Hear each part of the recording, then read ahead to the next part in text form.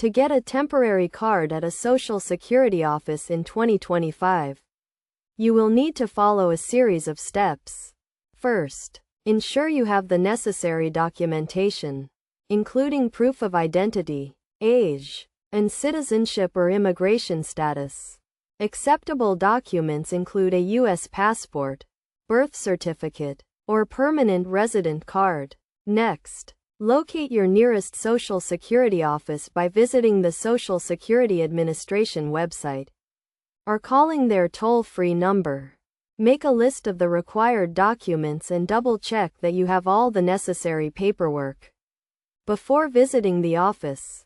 Upon arrival, inform the representative that you need a replacement Social Security card and provide the required documents. They will guide you through the application process, which typically involves filling out a form and submitting it along with your documents. After submitting your application, the representative will review your documents and process your request if everything is in order.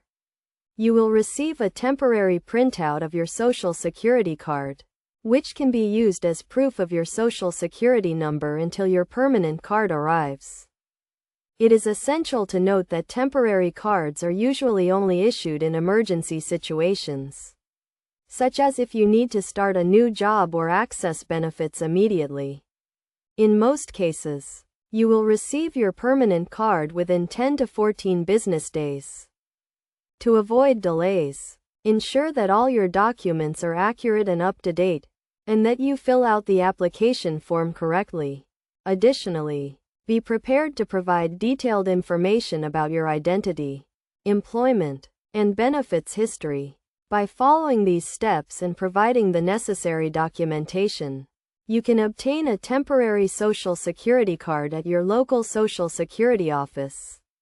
Remember to always keep your Social Security card and number safe to prevent identity theft and protect your benefits.